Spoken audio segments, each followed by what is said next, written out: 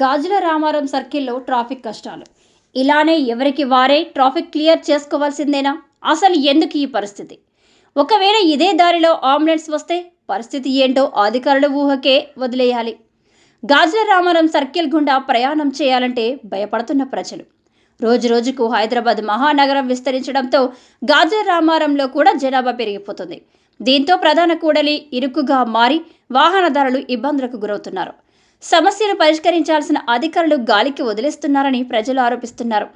గాజుల రామారం చౌరస్తాలో ట్రాఫిక్ సమస్య ప్రజలను నిత్యం వేధిస్తుంది. ఈ సర్కిల్ గుండా నిత్యం వేలాది మంది వాహనదారులు రాకపోకలు సాగిస్తుంటారు. కుకట్పల్లి, బాచుపల్లి, షాపూర్ నగర్, కేబీహెచ్పి కాలనీ ప్రాంతాలను విద్యార్థులు చదువుల కోసం, వ్యాపార నిమిత్తం ప్రజలు కార్యకలాపాలకు ఉద్యోగులు అధిక సంఖ్యలో ఈ ప్రధాన సర్కిల్ గుండా వెళ్తూ ఉంటారు. దీంతో చౌరస్తా నిత్యం రద్దీగా ఉంటుంది.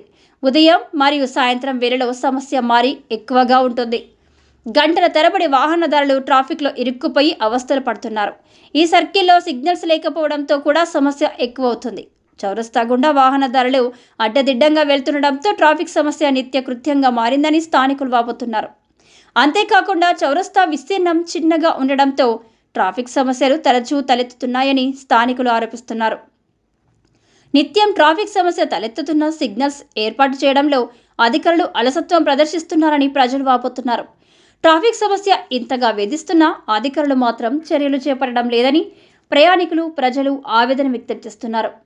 నిత్యం సమస్య జటిలమవుతుందనే కానీ పరిష్కారం లభించడం లేదని వాహనదారులు వాపోతున్నారు. ఇప్పటికైనా అధికారులు దృష్టి సారించి సమస్యలు పునరావృతం కాకుండా ట్రాఫిక్ సమస్యల పరిష్కారానికి తగిన చర్యలు చేపట్టాలని స్థానికులు కోరుకుంటున్నారు.